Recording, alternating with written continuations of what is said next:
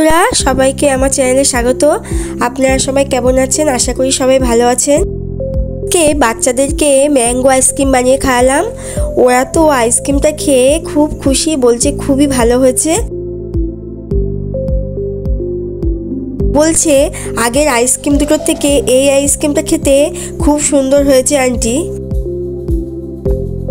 অবশ্য এখনো আইসক্রিম খেয়ে দেখিনি, ওদেরকে দিয়ে তারপর খেয়ে দেখবো যে কেমন খেতে হয়েছে।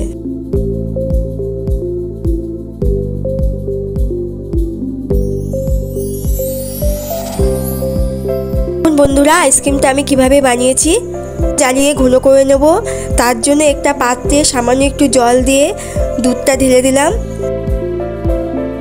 গরম হলে সেখান থেকে একটু দুধ নিয়ে গুঁড়ো দুধটা গুলে নিলাম।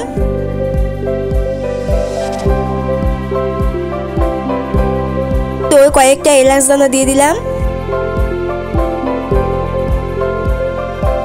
তো চিনি দিয়ে দিলাম। মিষ্টিটা আপনারা যেরকম খাবেন ঠিক সেরকম দেবেন। দুধটা গুলে রেখেছিলাম সেইটা দিয়ে দিলাম।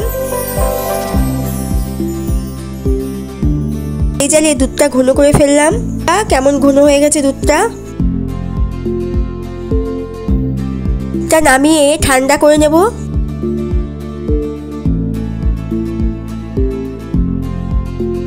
পাল্প তৈরি করার জন্য আমটাকে কেটে নিয়ে একটা মিক্সিং জারের ভিতর দিয়ে পেস্ট করে নেব।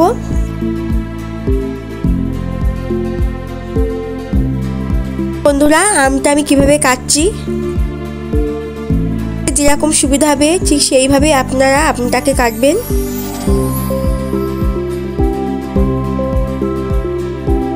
তার চাইতে এরকম হাতের সাহায্যে চটকে চটকে আমের পাল্প বের করাটাই বেশি সহজ।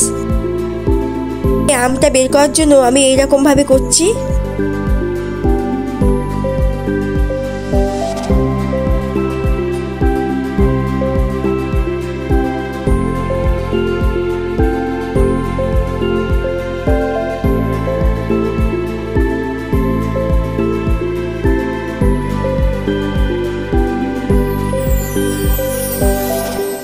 বন্ধুরা আমের পাল্পটা আমার তৈরি করা হয়ে গেছে।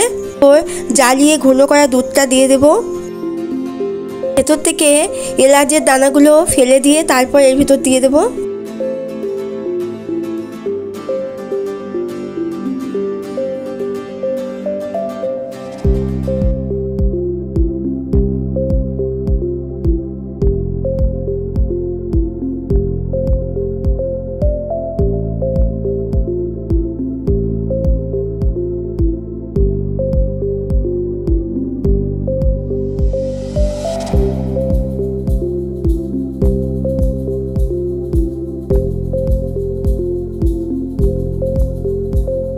ক্রিমটা এর ভিতর দিয়ে দেবো। তারপর চামচের সাহায্যে ভালো করে নাড়িয়ে নেব।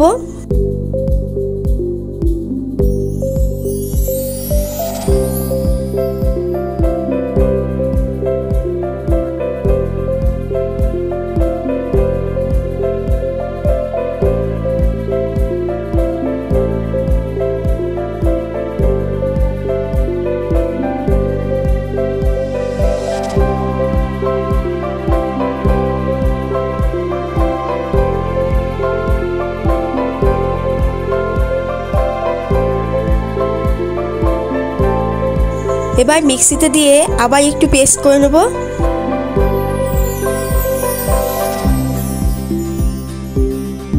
আমটাকে একটা পাত্রের ভিতর ঢেলে দেবো। আপনাদের কাছে যেরকম পাত্র থাকবে আপনারা সেরকম পাত্রেই রাখবেন।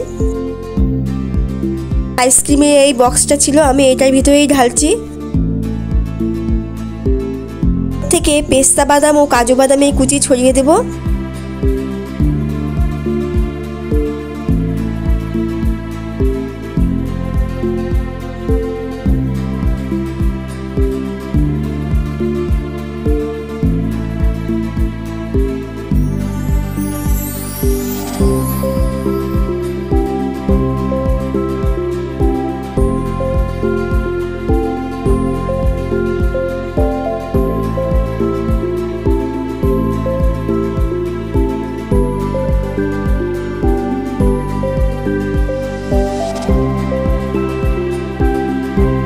ঢাকা দিয়ে ডিপ ফ্রিজে 10 থেকে 12 ঘন্টা রেখে দেবো।